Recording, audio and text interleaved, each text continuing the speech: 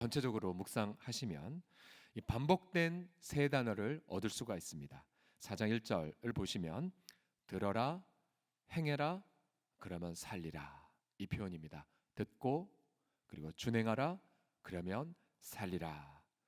예를 들어 광야에 있다 할지라도 듣고 순종하고 하면 살게 되고요.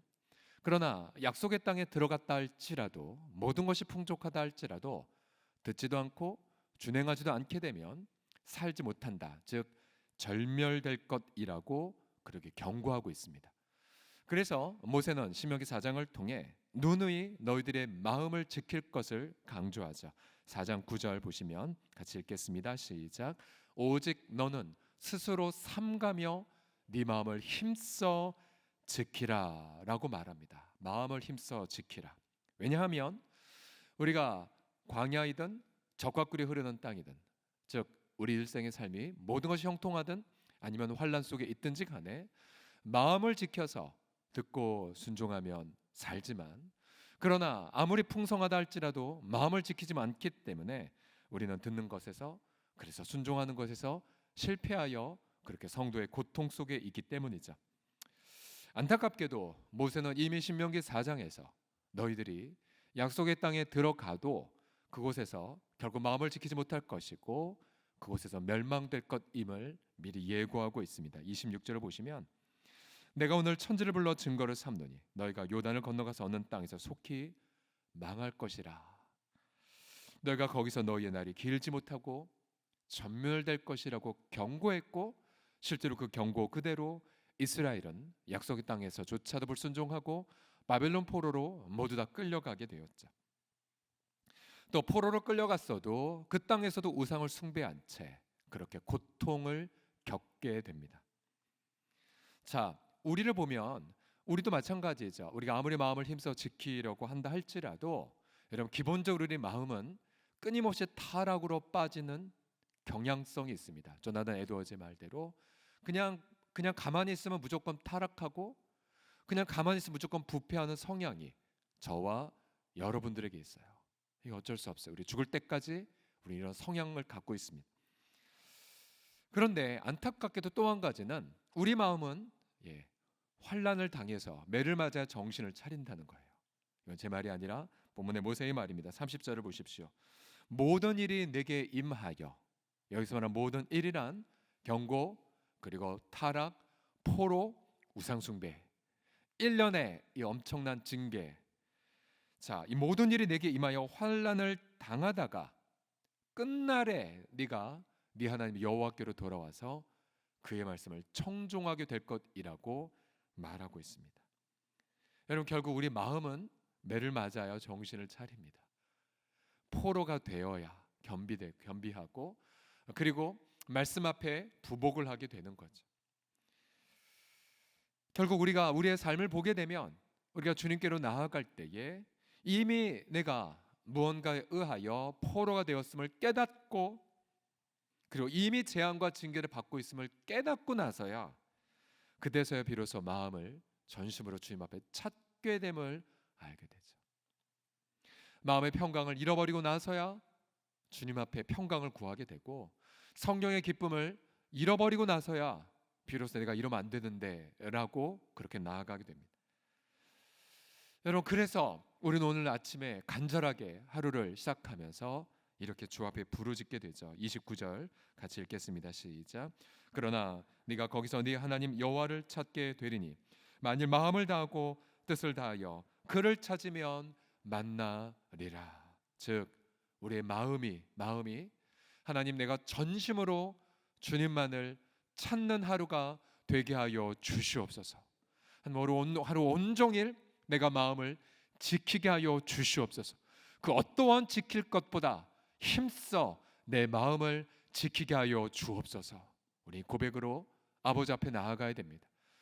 일평생 자신의 마음을 하나님 앞에 바쳐 자신과 자신이 속한 도시와 또 유럽과 지금까지도 우리에게 선한 영향력을 끼치는 분, 바로 종교개혁가 존 칼빈.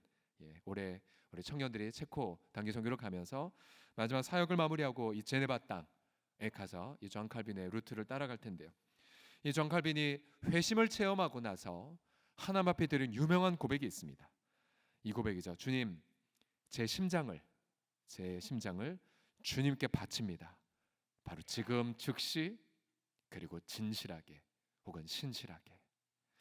여러분, 이 고백, 즉시 그리고 신실하게, 이 고백, 이것은 일평생 여러분 과거에 한번 드린 정도가 아니라 오직 오늘이라 일컫는 하루 동안, 이 하루 동안 우리 매 순간마다 우리의 심장을 즉시 그리고 진실하게 드려야 합니다. 한번 같이 고백해 주십시오. 주님, 제 심장을, 시작. 주님, 제 심장을 주님께 드리나이다. 즉시 그리고 신실하게. 그러면 우리가 어떻게 진심으로 정말 신실하게 매 순간 내 심장 혹은 내 마음을 바칠 수 있을까요? 자, 우리는 그 샘플을, 생생한 예를 시편 86편의 다윗의 기도를 통해서 얻게 됩니다. 자, 일평생 하나님을 전심으로 찾았던 자, 물론 많은 범죄, 또 많은 끔찍한 징계, 많은 아픔을 겪었던 다윗. 이 다윗의 이 86편의 시를 통해 우리는 세 가지로 전심으로 주님을 찾는 그런 고백을 찾을 수가 있습니다. 첫 번째는 이것입니다. 심령이 가난하게 하소서입니다. 따라해 주십시오. 심령이 가난하게 하소서. 시작. 심령이 가난하게 하소서. 자, 시편 86편을 여러분이 돌아가서 천천히 읽어보시면 이런 구구절절 내 마음을 즉시 진실하게 바치는 자의 샘플을 찾아볼 수 있습니다. 자, 그런데 이 모든 마음의 첫 번째 드림은 가난함부터 시작됩니다. 86편 1절 같이 보십시오. 시작.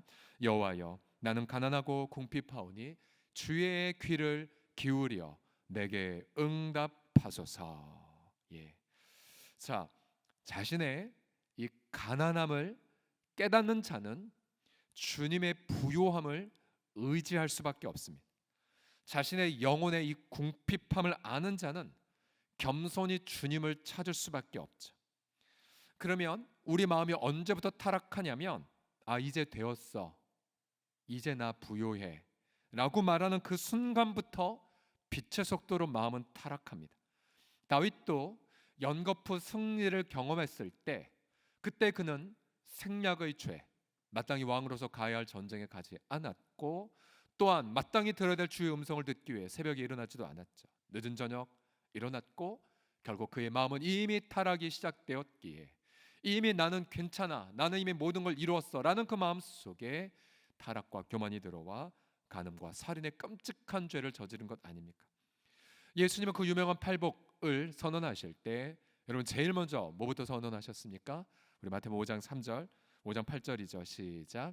심령이 가난한 자는 복이 있나니 천국이 그들의 것임이요. 원문의 순서에 따르면 복되도다 마음에 가난한 자들이요, 심령이 가난한 자들이요.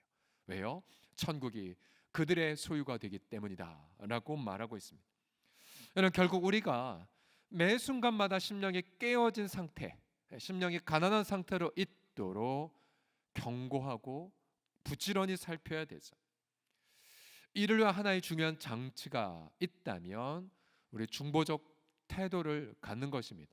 때론 내 어떤 마음 평안하고 또 우리 가정 모든 게 형통하여 보인다 할지라도, 그러나 여전히 고통 가운데 있는 성도들을 습관적으로 규칙적으로 품는 거죠.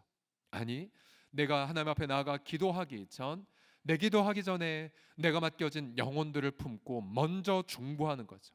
먼저 이웃의 곤고함을 살피는 습관과 그런 규칙을 내 몸속에 아예 아로새기는 거죠. 여러분, 그렇게 되면 여러분, 우리가 끊임없이 계속해서 타락한 영혼들을 품게 되고, 또 병상 있는 환우들 품게 되고요, 또 재정적 환란을 겪는 지체들, 그리고 낙심이나 신앙생활 포기한 일들을 지속적으로 품음으로 말미암아 영혼의 가난한 상태를 유지할 수 있게 되죠. 우리는 서울홍성 공동체의 직분자의 정의를 여러분 뭐라고 계속 내리고 있습니까? 여러분, 직분자는 다른 것이 아니라 바로 끊임없이 고통하는 한 영혼을 품는 가난한 심령이 바로 직분자이죠. 그래서 끊임없이 나를 돌아보는 것이 아니라 먼저 이웃을 먼저 돌아봄을 통해 지속적으로 마음의 가난한 상태로 나아가는 자, 여러분, 그 자는 날마다 첫사랑을 하나님 앞에 고백하는 충성된 직분자가 될 줄 믿습니다. 자, 두 번째, 우리가 전심으로 마음을 지키고 내 심장을 바치기 위해서 두 번째 기도는 먼저 이렇게 기도하십시오. 죄를 분별하게 하소서라고 계속해서 기도하셔야 됩니다. 따라해 주시겠습니다. 죄를 분별하게 하소서. 시작. 5절 다윗은 이 기도합니다. 주는 선하사 사죄하기를 즐거워하시며 주께 부르짖는 자에게 인자하심이 후하심이니이다. 여러분, 다윗이 여기에서도 사죄하시는 하나님의 선함을 붙잡았죠. 다윗의 시편의 중요한 특징이 여기에 있어요. 수많은 환난, 원수들, 대적자들에 둘러싸여도 반드시 그 속에서 고백하는 기도 하나가 무엇이냐면, 주님, 제가 제 죄를 아오니 주님, 저의 죄를 용서해 주십시오. 그는 반드시 환난을 해결하기 위한 기도뿐만 아니라 결국 자신의 죄를 인지하며 바로 사죄의 하나님, 용서의 하나님을 애처롭게 구하는 기도를 반드시 드립니다. 여러분, 우리가 내 죄가 우리의 감정을 미혹시키고 또 우리의 지성을 어둡게 만들어 결국 죄에 속게끔 만들죠. 끊임없이 우리의 죄는, 내면에 있는 죄는 우리를 속이고 죄짓게 만듭니다. 오늘도 예외가 아니에요. 우리는 외부에 어떤 무수하게 많은 죄된 세력들 뿐만 아니라 가장 엄청난 원수가 우리 내면의 성품 속에 자리 잡은 잔존하는 죄의 세력임을 여러분 명심하셔야 돼요. 그래서 매 순간마다 주님, 죄를 분별하게 해주십시오. 하나님, 내 감정, 내 지성, 내 의지가 아버지 죄에 의하여 속임당하지 말게 하여 주옵소서. 매 순간 의지하며 기도하셔야 돼요. 특별히 이를 위해 11절의 기도를 보시면, 여호와여 주의 도를 내게 가르치소서. 내가 주의 진리에 행하오리니 일심으로 주의 이름을 경외하게 해달라는 기도를 계속해서 드리셔야 됩니다. 하나님, 제 마음, 하나님 아버지, 제가 우음에 무지하니 짐승과 같은 내 마음, 매 순간마다 주님의 그 도로 갈 수 있도록 하나님 분별하게 해주십시오. 내가 이 상황에서 어떻게 해야 주님의 의를 따릅니까? 하나님, 내 마음을 주님을 경외하는 데에 연합시켜 주십시오. 그래서 매 순간마다 엎드려 여러분 기도하십시오.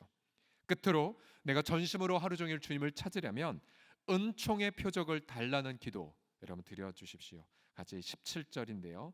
같이 읽겠습니다. 시작. 은총의 표적을 내게 보이소서.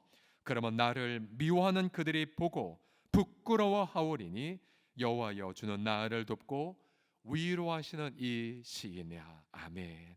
다윗은 시편의 마지막 부분에 보면 은총을 주십시오란 말을 연거푸 아뢰입니다. 여러분, 은혜가 무엇입니까? 받을 자격 없는 자가 받는 선물을 뜻하죠. 죄인이고 어리석은 자이지만 그러나 그러기에 더 은혜 없이는 살 수가 없음. 그래서 매 순간마다 주님, 은혜 주세요. 은혜 주세요. 특별히 더 나아가 하나님, 제가 은혜 받고 있는 중임을 드러내는 은총의 사인을, 은총의 표적을 제 삶에 더해달라는 고백. 자, 여러분, 은총의 표적을 주십시오. 이 기도 저 되게 많이 드려요. 그런데 하나님이 반드시 그래서 삶 속에서 뭔가를 주세요. 그러면 그거 가지고 내가 은혜를 받고 있구나, 또 다른 분들도 은혜를 받고 있는 중이구나라는 것을 보게끔 만들죠. 은총의 표적 따라해 주십시오. 은총의 표적을 주소서라고요. 시작. 은총의 표적을 주소서. 어제 우리 한 수술 받은 한 지체, 수술 받기 전에 심경 이렇게 고백했어요. 목사님, 제 마음 담담합니다. 수술 이후에 제가 하나의 또 다른 표적이 되어 동일한 고통을 겪은 이들에게 당당하게 하나님의 은혜를 말하고 싶네요. 이 태도가 은총의 표적을 구하는 전형적 태도입니다. 내 삶 속에 비록 시련이 있고 또 이미 포로가 되어버렸고 이미 많은 환난을 겪었지만, 그러나 하나님 내게 주신 은혜의 표적으로 내가 하나님의 은혜됨을 드러내겠습니다. 우리 직장 생활도 마찬가지이고요, 우리 사업의 현장도 마찬가지고 집안 가정 삶도 마찬가지입니다. 매 순간마다 주님의 은총을 구하는 것, 우리 은혜 없으면 단 한순간도 살 수가 없기에. 자, 그래서 우리가 이러한 전심으로 하나님 앞에 있는 이 태도 속에 주님은 계속해서 우리로 하여금 하나님을 경외하게 하시고 그 경외함을 통하여 오늘 하루도 듣고 순종하고 살아가는, 아무리 어떠한 환난과 시련에 있다 할지라도 듣게 되고 순종하게 되고, 그래서 이 포로 한복판 안에서도 풍성한 생명의 열매를 기대하며 오늘 기쁨으로 살아가게 되죠. 오늘 하루 내 심장을 주께 드립니다. 즉시 그리고 진실하게 이 기도를 매 순간 드림을 통하여, 자, 오늘 저녁 우리가 만났을 때에 우리가 오늘 하루 어제보다 더 의의 열매를 맺고, 어제보다 덜 죄를 짓고, 어제보다 더 풍성한 은총의 표적을 가득 안고 이 저녁 하나님의 이름을 영화롭게 하는 저와 여러분 다 되시기를 예수님의 이름으로 간절히 축복합니다.